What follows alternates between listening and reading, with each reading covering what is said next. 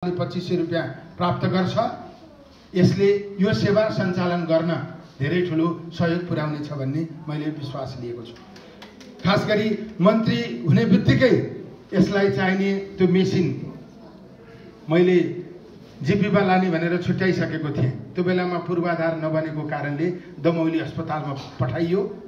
पछि हामीले खोजेका पनि थियौँ, यहाँ लाइन्सले गर्न लागेको छ, दिन लागेको छ भन्ने भएपछि लाइन्सबाटै ल्याएर यसलाई राख्ने कुरा भयो। यहाँ ल्याउन तयार गरेको हामीले त्यो मेसिनहरू हाम्रो विनोद चौधरीजीको क्षेत्रमा, मैले अहिले अस्पतालको नाम बिर्सिएँ, हामीले त्यहाँ पठाएका छौँ।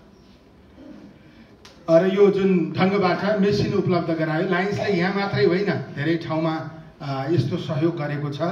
नेपालमा पहिला रगत निकालिन्थ्यो, त्यो रगतभित्र के को मात्रा कति छ भनेर छुट्याउने मेसिन म मन्त्री हुनुभन्दा अगाडिसम्म कहीँ पनि थिएन। अहिले कीर्तिपुरमा झन्डै 14 करोड बराबरको लागतबाट बनेको अस्पताल नेपाल सरकारबाट स्वीकृत नभइकन बसेको रहेछ।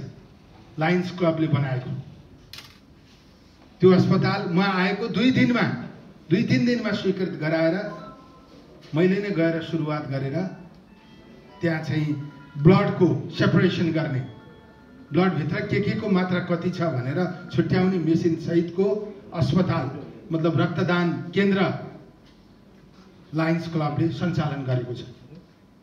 त्यसैले पहिला रेड क्रसले एकदमै व्यवस्थित ढङ्गबाट यो क्षेत्रमा काम गरेको थियो। रेड क्रस आफ्नै द्वन्द्वमा फसेको, अहिले लायन्सले देशैभरि फटाफट यस्ता कामहरू गरिरहेको छ। म 3-4 दिन अगाडि नेपाल कोरिया मैत्री अस्पतालमा लायन्सले बनाएको रक्तदान केन्द्रको उद्घाटन गरेर 4 दिनपछि म यहाँ आएको छु। त्यसैले लायन्सलाई देशैभरि यो ढङ्गबाट योगदान पुर्याएकोमा म हार्दिक आभार प्रकट गर्न चाहन्छु। अब खास गरी यसमा सिटी स्क्यान मेसिन, म समय त तोक्दिनँ, मलाई धेरैले समय नतोक भनेका छन्, तर कसले दिने कसरी दिने त्यो तय भइसकेको छ। मेरो विचारमा 3 महिना भित्र यहाँ सिटी स्क्यान मेसिन आउँछ।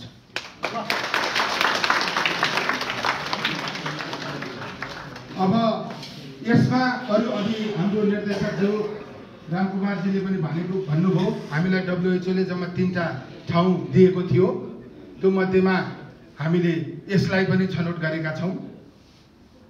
यो डिजिटल सिस्टममा यसलाई लाने र अहिले त मन्त्रालयले यस्तो मेकानिजम विकास गर्दैछ, सिटी स्क्यान मेसिन आएपछि तपाईँले यहाँ सिटी गर्नुभयो, त्यसपछि यहाँ उपचार नहुने कुनै कुरा तपाईँ पोखरा स्वास्थ्य विज्ञान प्रतिष्ठानको अस्पतालमा गएर उपचार गर्नुपर्ने भयो भने यो अस्पतालले पोखरा स्वास्थ्य विज्ञान प्रतिष्ठानलाई तपाईँको सिटी स्क्यानको रिपोर्ट डिजिटल्ली पठाइदिन्छ।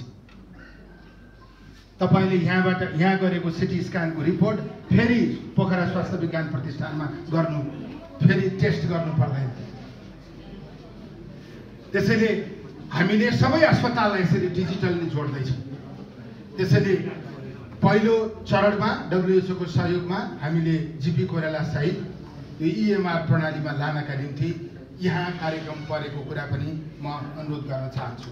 यो नबुझिदा यो सामान्य कुरा हो, बुझ्दा यो असामान्य कुरा हो। यसले धेरै बिरामीलाई खर्च घटाउने कुरामा, व्यवस्थित उपचार सेवा प्राप्त गर्ने कुरामा धेरै ढङ्गबाट यसले मद्दत गर्छ।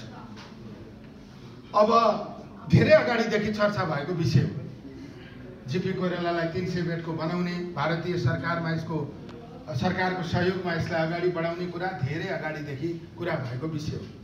पहिला नेपाल सरकारकै बजेटबाट नहुने, मित्र राष्ट्रको बजेटबाट हुने कुरामा नेपाल सरकारको विधि पनि पुरा गर्नु पर्यो, जसले सहयोग गर्ने हो त्यो सरकारको विधि पनि पुरा गर्नु पर्यो। त्यो असाध्यै झन्झटिलो काम रहेछ। मैले आएदेखि पहिलो प्राथमिकतामा मेरो कपीका हरेक पानामा जीपी देख्नुहुन्छ, मलाई सम्झिन सजिलो होस् भनेर।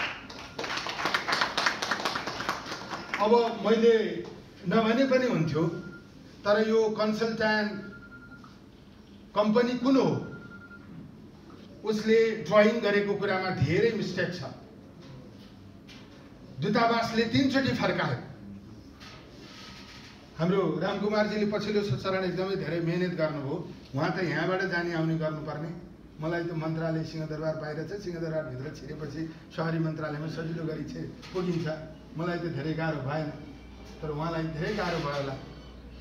हामी दर्जनौँ पटक धायौँ, मन्त्री आफै गएर डिजीदेखि सचिवसम्म सबैलाई राख्नु पर्यो। त्यसैले त्यो ड्रइङका कारणले थुप्रै समस्याहरू भयो। अब अहिले पछि फाइनल्ली एक त 1000 बेडको ड्रइङलाई 300 बेडमा ल्याउनु पर्यो। त्यसमा पनि पटक पटक त्यसमा त्यो ड्रइङ भ्यालुज अन्तर्गत केही मिस्टेक्सहरू देखियो। अहिले चाहिँ हामीले यसलाई पहिला अर्थ पठाउनुपर्छ स्वास्थ्य मन्त्रालयले, त्यहाँबाट परराष्ट्र पठाउनुपर्छ, त्यहाँबाट दूतावास पठाउनुपर्छ, अनि त्यहाँबाट मात्रै भारतीय स्वास्थ्य मन्त्रालयमा जान्छ।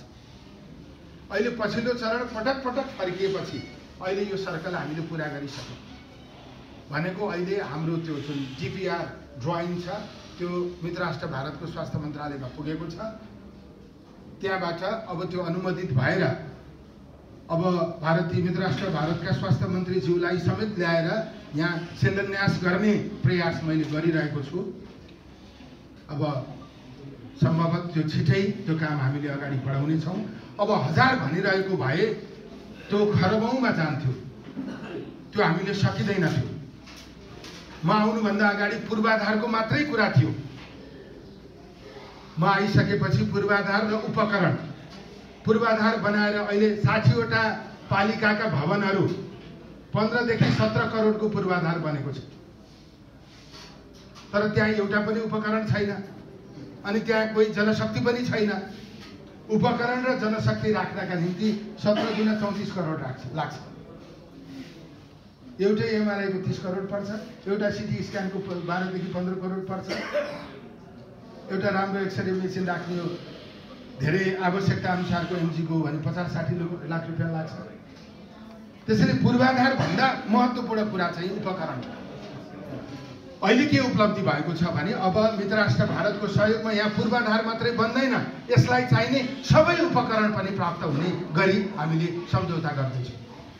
हामीले उपकरणको एस्टिमेट पनि गरेर पठाइसकेका छौँ।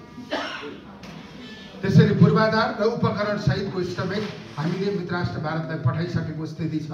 त्यसलाई मैले निरन्तर ताकेता गरेको छु, तर त्यसको आफ्नै प्रक्रिया हुँदो रहेछ। अनुदान स्वीकृति गर्ने, अब यो त भारतीय जनताको पैसा हो, त्यसलाई पास गर्न पनि यो झन्डै 7 देखि 8 अरबको हाराहारीमा छ। त्यसलाई स्वीकृत गर्ने आफ्नै प्रक्रिया हुन्छ। त्यसैले चाहिँ यसमा केही समय लाग्न सक्छ, तर त्यसको निम्ति हाम्रो तर्फबाट सम्पूर्ण कामहरू गरिसकिएको र यो अगाडि बढिसकेको कुरा म यहाँका बिचमा अनुरोध गर्न चाहन्छु। र अब हामीहरूले स्वास्थ्य मन्त्रालयमा ONM गर्ने भित्र यो अस्पताल पनि राखेका छौँ। खोइ कसैबाट ताली बज्दैन। यो खास तपाईँहरूले बुझ्नु भएकै छैन।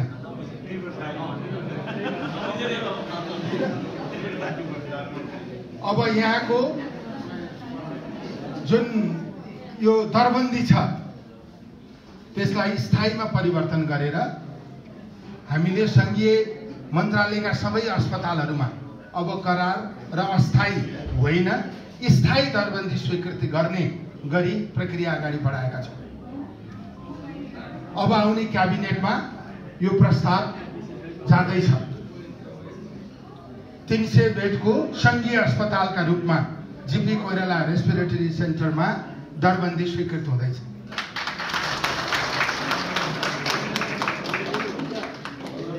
त्यसैले अब यसका अन्य विषयहरू पनि अब अहिले चाहिँ अरू पूर्वाधारका कामहरू यहाँ अब धेरै यही संरचना विकास गर्ने गरी नहुन सक्छ, किनकि हामीले नयाँ संरचना विकास गर्ने तयारी अगाडि बढाइरहेका छौँ। त्यसैले अब यहाँ डाक्टर साहबले र्याम्प र लिफ्टको कुरा गर्नुभएको थियो। तपाईँहरूले पठाउनु भएको प्रस्तावमा चाहिँ रकमान्तर गर्न नमिल्ने रहेछ, तपाईँलाई पनि खबर आइसक्यो होला। त्यसैले त्यो अरू कुनै उपायबाट गर्ने फेरि कोसिस गरौँला, तर अब यसमा अरू थप पूर्वाधारको काम यही अवस्थामा बढ्दैन, किनकि यसको 300 बेडको DPR अनुसार छुट्टै काम हुने भएको कारणले त्यो भत्काउने गरी अब थप पूर्वाधार अगाडि बढाउन आवश्यक देखिँदैन।